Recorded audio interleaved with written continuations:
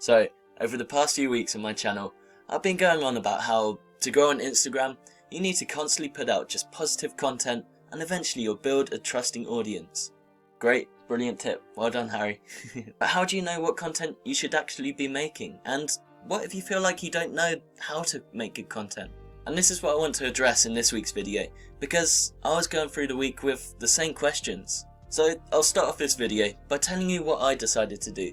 The first step was to search on Instagram and try and find at least about 20 brands who were similar and wanted to go in the same direction as my brand. So I went onto Instagram and found these brands and followed them and just went across on all their posts to see what kind of things are they posting and what's getting the most likes and the most interactions. And I actually wrote it down on paper for each company, just 2 or 3. I wrote little blocks and then just did a picture of the image and then what copy and text they were writing along with the hashtags, just so I could get a good idea of all the themes and what these pages are using to make good content.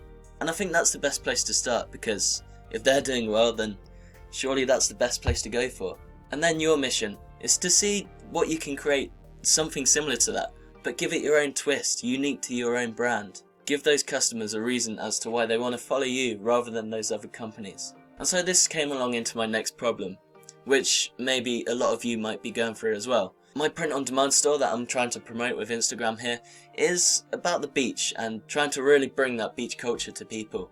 And out of the brands that I saw, like Rip Curl or the World Surf League or something like that, quite a lot of them have athletes and surfers or big groups of people having amazing beach events and stuff going on, and that's not really accessible to me. And so I did struggle for a bit. I didn't know how I could replicate that content. How could I make something unique to me for that? But I think along with the theme that I've been doing this whole time with Money or Concern, the whole idea is to jump in, get started, and really at the beginning it doesn't matter very much. You're just going to learn so much more by actually doing rather than just sitting on the sidelines.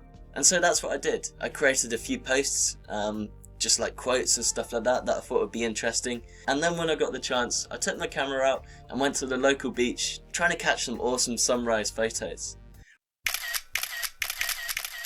Which I think I did okay, and that's a start.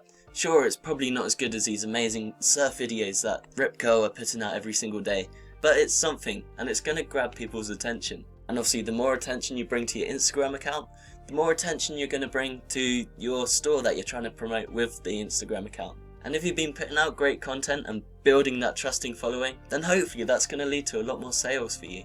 And so when you start your first Instagram account for your own business, I recommend you doing exactly the same thing. I think that's a great way to go about it.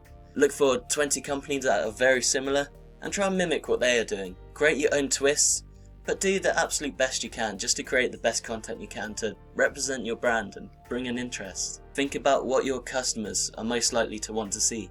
Now, as another resort, if you're really short for knowing what to do, if you're really struggling to post every single day, which I recommend you do, then there is obviously the option of reposting content. This is a bit of a wishy-washy area. Some people get the idea that it's okay just to straight away repost somebody else's content onto your own page. But the main thing that you really do need to do is make sure that you credit the original account that took the photo or video in the top line of your description.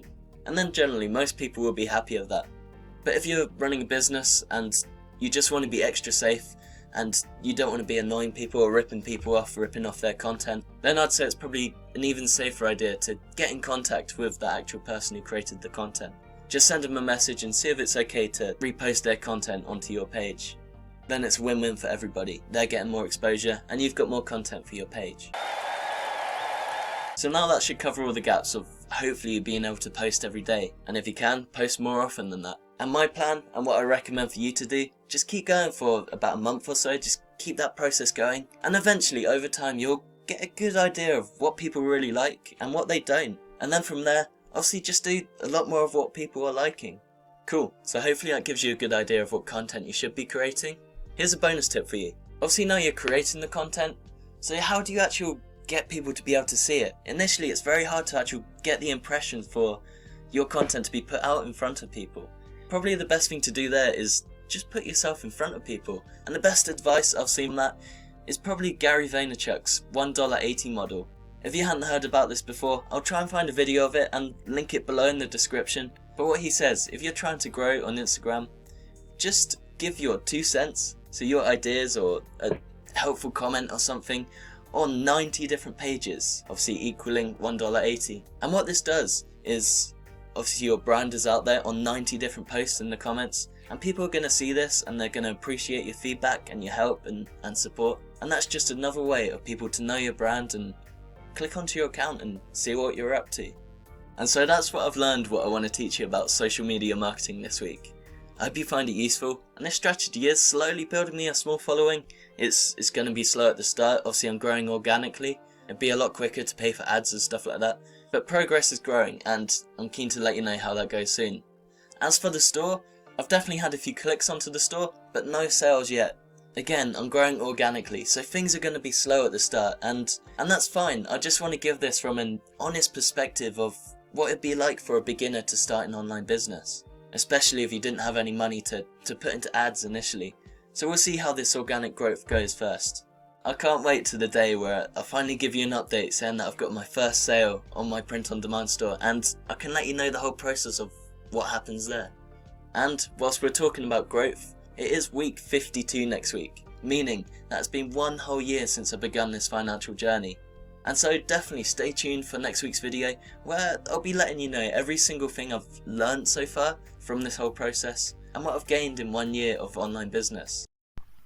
So today marks where I've finally reached 50 subscribers. Thank you so much to everyone who's joined in the journey so far.